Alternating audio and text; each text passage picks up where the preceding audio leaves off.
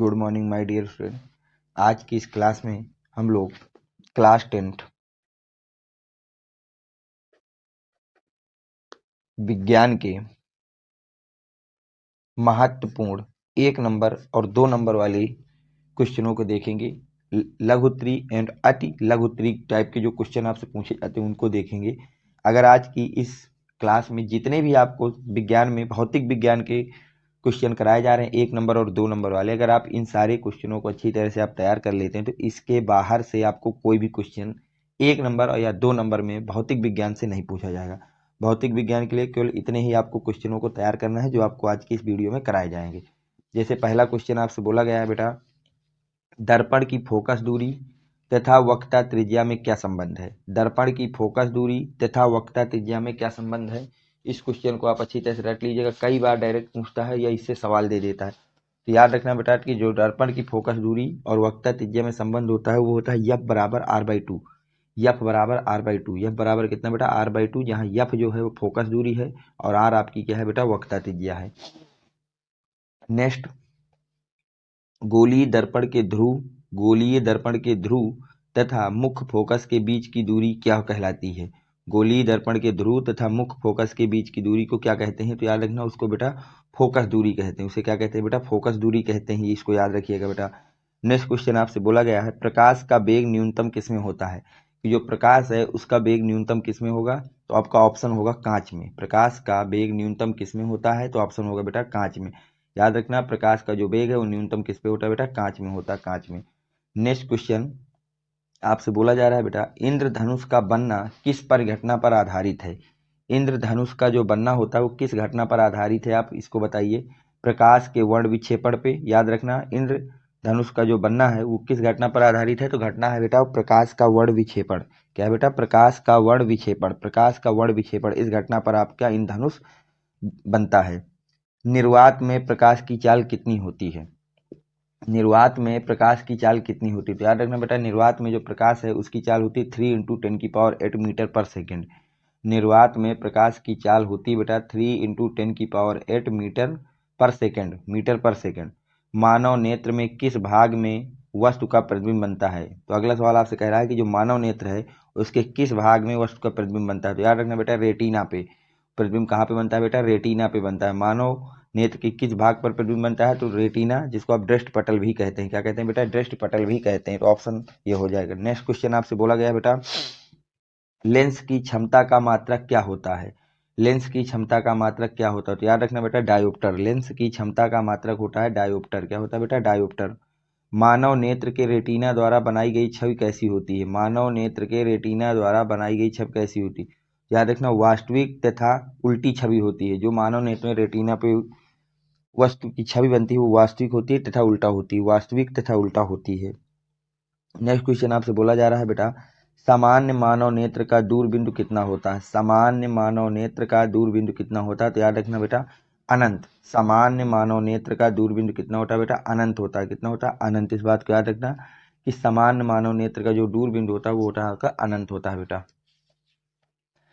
Next question आपसे बेटा जो पूछा जा रहा है वो है, श्वेत प्रकाश का कौन सा रंग किसी प्रिज्म से गुजरने की पर कम झुकता है। बोला गया है कि जब श्वेत प्रकाश को किसी प्रिज्म से गुजारते हैं तो कौन सा रंग ऐसा होता है बेटा जो बहुत कम झुकता है। तो याद रखना लाल रंग बहुत कम झुकता है। कौन सा रंग बेटा लाल रंग। अगला है बेटा, प्राथमिक वर्ष क्या है। प्राथमिक वर्ष कौन है, तो प्राथमिक वर्ष होते हैं बेटा लाल हरा नीला। इन रंगों को हम लोग प्राथमिक वर्ष कहते हैं, लाल हरा नीला। नेक्स्ट क्वेश्चन आपसे बोला गया बेटा, एक उत्तल लेंस की फोकस दूरी 20 सेंटीमीटर है, लेंस की क्षमता क्या होगी। देखिए फोकस दूरी 20 सेंटीमीटर दी गई है, तो फोकस दूरी को 20 सेंटीमीटर में दी गई है तो आपके हो गए 1/f। यहाँ पे फोकस दूरी होती है मीटर में, हमको दिए गए सेंटीमीटर में, तो सेंटीमीटर को हम मीटर में बदलेंगे। देखिए इस क्वेश्चन कैसे करेंगे मैं आपको कर देता हूँ। फोकस दूरी f दिया गया है 20 सेंटीमीटर। जब भी क्षमता निकालनी हो बेटा याद रखिए फोकस दूरी को मीटर में, तो मीटर के लिए इसको 20 को 100 से डिवाइड कर देंगे तो हो जाएगा मीटर, तो हो जाएगा 0.2। फोकस दूरी आ गई 0.2। अब आपके पास क्षमता, क्षमता आपकी किसके बाद क्षमता बराबर होता है बेटा 1/f। 1 फोकस दूरी, तो 1/0.2 हो जाएगा बेटा, जिसको बेटा 10/2 लिखा जा सकता है। तो आपके पास जो क्षमता है वो आ गई 5। डायोप्टर। कितनी आ गई बेटा? 5 डायोप्टर। जो क्षमता है वो कितनी आ गई बेटा? 5 डायोप्टर आ गई। क्षमता हमारे पास आ गई 5 डायोप्टर। ठीक है, तो इसको याद रखना। समझ लिए? इसको देख लीजिए किस तरह से किया गया। पहले फोकस दूरी को हमेशा मीटर में बदलना। जब भी आपको क्षमता निकालनी हो तो फोकस दूरी किस में बदलना बेटा? मीटर में बदलना, और क्षमता का सूत्र लगा देना। चलते हैं बेटा नेक्स्ट क्वेश्चन में। क्या बोला जा रहा है? नेक्स्ट बोला जा रहा है बेटा, बिंदु परिपथ में सेल को निरूपित करने के लिए प्रयुक्त प्रतीक क्या होता है? कि किसी विद्युत परिपथ में अगर सेल को निरूपित करना है तो किस तरह का प्रतीक बनाएंगे? तो आपका ये प्रतीक होता है बेटा, इसको याद रखना। विभवांतर का एसआई मात्रक क्या होता है? अगला क्वेश्चन आपसे कह रहा है विभवांतर का एसआई मात्रक क्या होता है? तो याद रखना बोल्ट। विभवांतर का एसआई मात्रक होता है बेटा बोल्ट। क्या होता है बेटा? बोल्ट।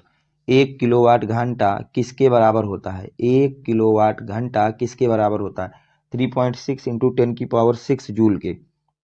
1 किलोवाट घंटा किसके बराबर होता है बेटा? 3.6 इंटू 10 की पावर 6 जूल के बराबर होता है। इसको याद रखना। एक अश्व शक्ति कितने वाट के बराबर होता है? एक अश्व शक्ति जो होता है वो कितने वाट के बराबर होता है? तो याद रखना बेटा 746 वाट के बराबर होता है। एक अश्व शक्ति 746 वाट के बराबर होता है। अगले क्वेश्चन की बात करें तो अगला क्वेश्चन बोल रहा है बेटा आपसे कि विद्युत मोटर किस सिद्धांत पर कार्य करता है? कि जो विद्युत मोटर होता है वो किस सिद्धांत पे कार्य करता है, आपको ये बताना है कि जो विद्युत मोटर है वो किस सिद्धांत पे कार्य करता है। याद रखना विद्युत मोटर आपका कार्य करता है ऊर्जा संरक्षण के सिद्धांत पे। किस पे बेटा कार्य करता है? बेटा ऊर्जा संरक्षण के सिद्धांत पे आपका विद्युत मोटर कार्य करता है। नेक्स्ट क्वेश्चन आपसे बोला जा रहा है विद्युत जनित्र किस सिद्धांत पर कार्य करता है? तो याद रखना बेटा जो विद्युत जनित्र होता है वो कार्य करता है चुंबकीय प्रेरण के सिद्धांत पर। किस पर कार्य करता है बेटा? चुंबकीय प्रेरण के सिद्धांत पर। विद्युत जनित्र किस सिद्धांत पर कार्य करता है? तो याद रखना चुंबकीय प्रेरण के सिद्धांत पर कार्य करता है। चुंबकीय प्रेरण के सिद्धांत पर काम करता है। नेक्स्ट क्वेश्चन की अगर हम बात करें तो नेक्स्ट आपको बोला जा रहा है बेटा विद्युत बल्ब का तंतु किस धातु का बना होता है? बोला जा रहा है कि जो विद्युत बल्ब होता है उसका तंतु किस धातु का बना होता है? तो याद रखना बेटा टंगस्टन होता है। वो कौन सी धातु होती है बेटा? टंगस्टन होती है। अगला है बेटा डायनमो का क्या कार्य है? डायनमो का क्या कार्य है आप ये बताइए। डायनमो का कार्य क्या होता है? तो याद रखना यांत्रिक ऊर्जा को विद्युत ऊर्जा में बदलना। डायनमो का काम होता है बेटा यांत्रिक ऊर्जा को विद्युत ऊर्जा में बदलना। यांत्रिक ऊर्जा को विद्युत ऊर्जा में बदलना ये किसका काम है बेटा? डायनमो का काम होता है। अगला विद्युत घंटी किस प्रकार का कार्य करती है? विद्युत घंटी किस प्रभाव पर कार्य करती है? विद्युत घंटी किस प्रभाव पर कार्य करती है? ध्यान रखना विद्युत धारा के चुंबकीय प्रभाव पर। जो विद्युत घंटी होती है वो किस पर कार्य करती है? तो विद्युत धारा के चुंबकीय प्रभाव पर। विद्युत धारा के चुंबकीय प्रभाव पर कार्य करती है। ओम के नियम का सूत्र क्या होता है? ओम के नियम का सूत्र अगर आपसे पूछा जाए तो यहाँ वो होता है बेटा V equal to I R. वो कितना होता है बेटा? V equal to I R होता है। ओम के नियम का सूत्र क्या होता है बेटा? V equal to I R. V equal to I R. V equal to I R होता है। विद्युत चुंबकीय प्रेरण की खोज किसने की थी? विद्युत चुंबकीय प्रेरण की खोज किसने की थी? तो याद रखना फैराडे ने की थी। किसने की थी बेटा? फैराडे ने। विद्युत चुंबकीय प्रेरण की खोज किसने की थी बेटा? फैराडे ने की थी। अगला एक इलेक्ट्रॉन वोल्ट किसके बराबर होता है? एक इलेक्ट्रॉन वोल्ट किसके बराबर होता है? याद रखना एक इलेक्ट्रॉन वोल्ट बराबर होता है 1.6 इंटू 10 की पावर -19 जूल। 1.6 इंटू 10 की पावर -19 जूल के बराबर होता है। एक इलेक्ट्रॉन वोल्ट किसके बराबर होता है? तो 1.6 इंटू 10 की पावर -19 जूल के बराबर होता है। नवीकरणीय नवीकरणीय ऊर्जा का स्रोत क्या होता है? नाभिकीय ऊर्जा का या नवीकरणीय ऊर्जा का स्रोत क्या है? तो याद रखना बेटा सूर्य होता है। क्या होता है बेटा? सूर्य होता है। सूर्य। अगला क्वेश्चन सूर्य की ऊर्जा का स्रोत क्या होता है? सूर्य की ऊर्जा का स्रोत क्या होता है? नाभिकीय संलयन तथा नाभिकीय विखंडन। सूर्य की ऊर्जा का स्रोत क्या होता है बेटा? नाभिकीय संलयन तथा नाभिकीय विखंडन होता है। याद रखना सूर्य की ऊर्जा का स्रोत होता है नाभिकीय संलयन तथा नाभिकीय विखंडन। बायोगैस का मुख्य अवयव क्या है? बायोगैस का मुख्य अवयव क्या होता है? तो याद रखना बेटा मेथेन। बायोगैस का मुख्य अवयव क्या होता है बेटा? मेथेन होता है। अगला है जैव मात्रा ऊर्जा स्रोत का उदाहरण है। जैव मात्रा ऊर्जा स्रोत का उदाहरण क्या होता है? लकड़ी, गोबर गैस, कोयला आदि। लकड़ी, गोबर गैस, कोयला आदि। याद रखना बेटा जैव मात्रा ऊर्जा स्रोत का उदाहरण होता है लकड़ी, गोबर गैस और कोयला। ये तीनों याद रखिएगा बेटा। अगला बोला गया है एक बल्ब में 200 वाट एंड 200 वोल्ट 100 वाट अंकित है। एक बल्ब में 200 वोल्ट 100 वाट अंकित है। इसका प्रतिरोध ज्ञात करो। इसका क्या ज्ञात करना है बेटा? प्रतिरोध ज्ञात करना है। देखिए कैसे होगा। इसका प्रतिरोध आपको ज्ञात करना है तो कैसे ज्ञात करोगे ध्यान समझिए। एक मिनट बेटा।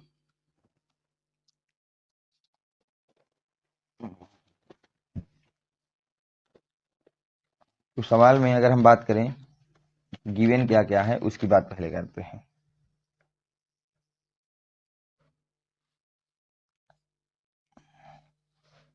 तो सवाल में आपको गिवन है वोल्टेज बोला गया है 200 वोल्ट और पावर दी गई है 100 वाट और आपसे आर पूछा गया, R equal to question mark. ये आपका क्वेश्चन है, इसको ध्यान समझिए। वोल्ट दिया गया है, पावर दिया गया है, आर पूछा गया है। वी नो डैट, हम क्या जानते हैं बेटा, हम ये जानते हैं कि जो आर होता है वो आर किसके बराबर होता है बेटा, वी स्क्वायर बाई पी के बराबर होता है। पेट्रोल किसके बराबर होता है, वी स्क्वायर बाई पी के। तो वी स्क्वायर कितना दिया गया है, 200 का स्क्वायर बटे 100। तो क्या इसको लिखा जा सकता है 200 गुणे 200 बटे 100। दो जीरो कट जाएंगे बेटा, दो दून कितना हो जाएगा 400 ओम। कितना हो जाएगा बेटा 400 ओम, क्योंकि 200 वोल्ट दिया है ना 220 में। हाँ, तो कितना आ जाएगा 400 ओम। तो हमारा पेट्रोल कितना हो गया 400 ओम हो गया बेटा। ये आपके फिजिक्स के very very most important 30 question थे जो आपके 1 नंबर में या 2 नंबर में अक्सर बोर्ड की तरफ से पूछे गए हैं। तो इन क्वेश्चनों को आप अच्छी तरह से तैयार कर लीजिए। अगर इसके बाद भी इसमें कोई डाउट है तो आप कमेंट सेक्शन में अपना डाउट लिखेंगे, उसको जल्द से जल्द सॉल्व करने की मैं पूरी कोशिश करूंगा। Thanks for watching, next video coming soon.